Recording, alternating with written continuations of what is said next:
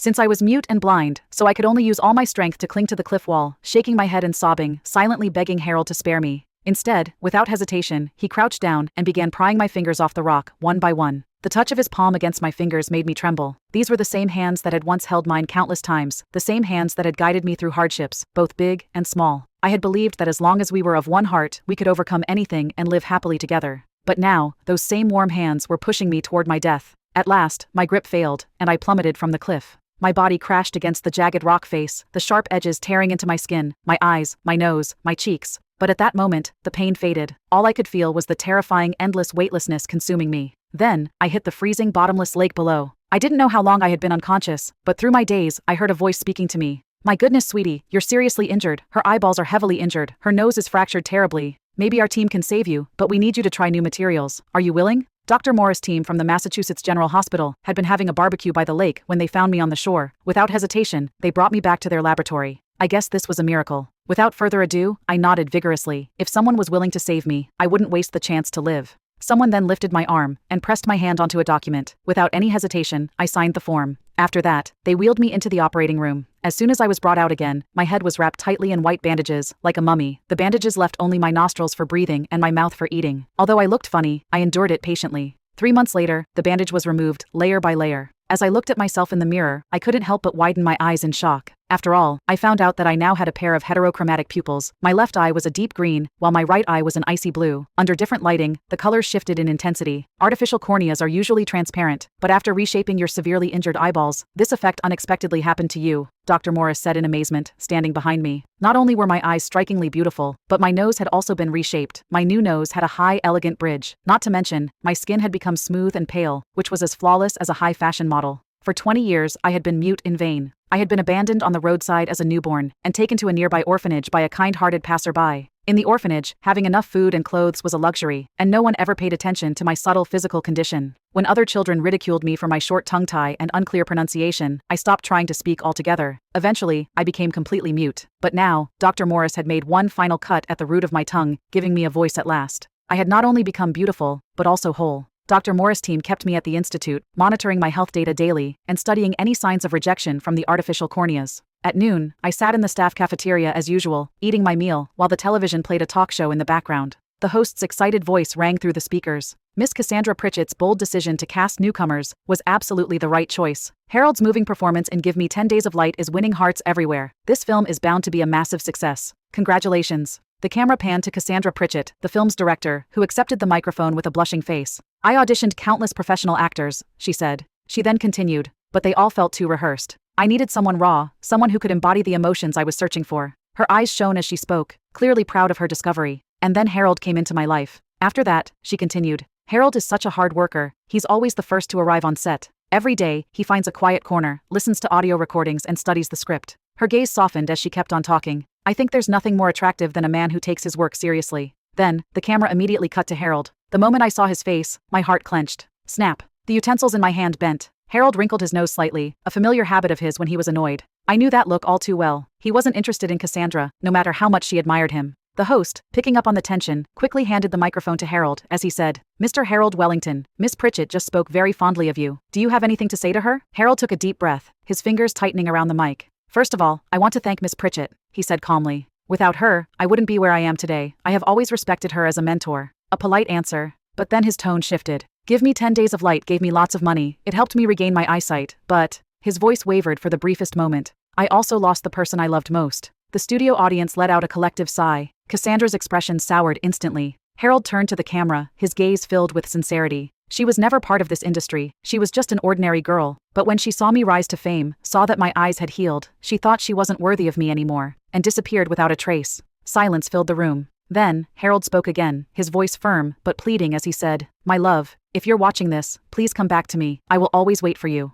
I felt my stomach churn violently, a sickening wave of nausea rising, but no matter how much I wanted to purge this bitterness, it stayed lodged inside me, poisoning me from within. Harold's carefully crafted performance had achieved 3 things at once. He gracefully rejected Cassandra, strengthened his image as a devoted lover, and ensured that I would never dare to return. Truly, a masterstroke. For 20 years, I had believed Harold's kindness was real. But now, I saw the truth he had been acting all along. I met him in an orphanage. The other children bullied me because I was mute, knowing I couldn't complain. They stole food right off my plate, laughing as I watched helplessly. But Harold, who was blind, always reached into his bowl and quietly placed half of his food into mine. As we grew older, love bloomed between us. I believed we would spend the rest of our lives together, that one day, we would marry. Then, an opportunity came. Cassandra Pritchett, a well-known director, was searching for a blind actor to play the lead in her new film. I thought it was fate. I believed this was the key to changing Harold's life for the better. So I took his hand and led him to the audition. He won the role with a performance so moving, it brought Cassandra to tears. A year later, Give Me 10 Days of Light became a box office sensation, and Harold's name was on everyone's lips. I was overjoyed for him, proud of how far he had come. But one night, he pulled me into a tight embrace, whispering softly against my ear, "Felicia, fame is fleeting. Even now, my popularity won't last more than a month."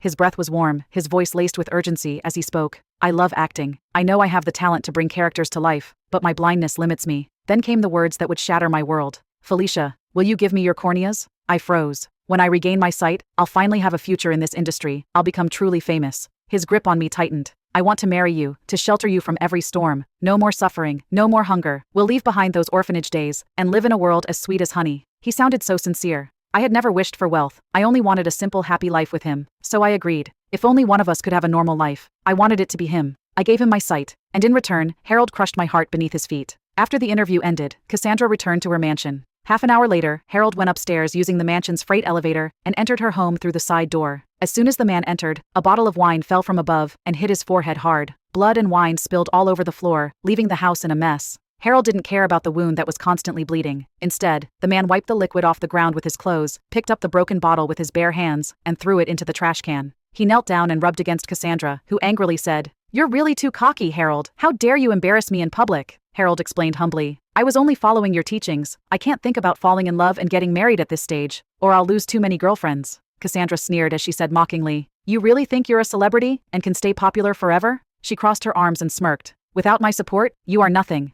"Miss Pritchett, please calm down. I was wrong," Harold pleaded, trying to appease her. He flatteringly removed Cassandra's high heels and gently massaged her feet. Cassandra raised her foot and kicked Harold in the chest as she shouted, "Get out!" Harold fell backward onto the floor, but what upset him more than the pain in his chest was not knowing how to please Cassandra again. Cassandra, having vented some of her anger, leaned against the pillow on the sofa and said lazily, "Come and serve me. I'll forgive you when I'm happy." Harold jumped up from the ground and kissed her feet. In the days that followed, he pleased Cassandra well, and as a result, secured the lead role in the new drama, The Boss Falls in Love with Me. After I recovered, I left the institute. From then on, I prepared my revenge plan. I wanted to make Harold regret what he did to me. Since my eyes were as bright as crystal stones, I gave myself the stage name, Jewel. Then, I auditioned for the female lead in The Boss Falls in Love with Me. With a pair of beautiful and mysterious heterochromatic eyes, I passed the rigorous selection process and was chosen as the female lead by the producer. Harold and I met at the opening dinner. 20 years of shared history created an inexplicable telepathy between us. The moment he saw me, he couldn't take his eyes off me, and an ambiguous tension spread between us. I walked straight toward him and greeted him warmly. "Harold, long time no see." His expression was a mix of happiness and confusion as he asked curiously, "Have we met before?"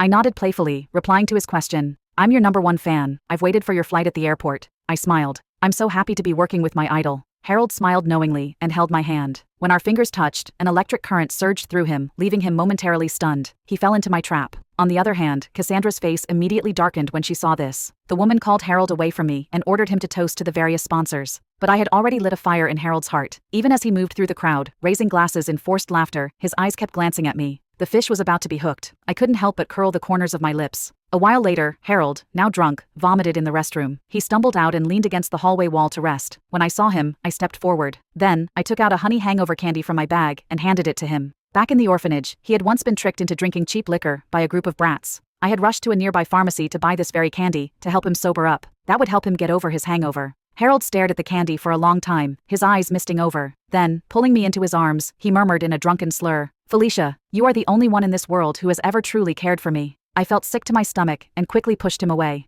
"Harold, what are you talking about?" I asked coldly. He blinked, and tears fell instantly. "I'm sorry, I was drunk." His voice trembled as he spoke. I really miss an old friend. I mistook you for her." The word miss coming from his mouth was nothing but irony. I turned sideways and rolled my eyes. Nevertheless, Harold peeled off the candy wrapper and put the candy in his mouth. As he chewed, he suddenly began sobbing. His love was too late. Not only that, it was just insincere. His remorse meant nothing to me now. Instead, it only made me sick. This time, now that we had met again, I would make him pay the same price for hurting me.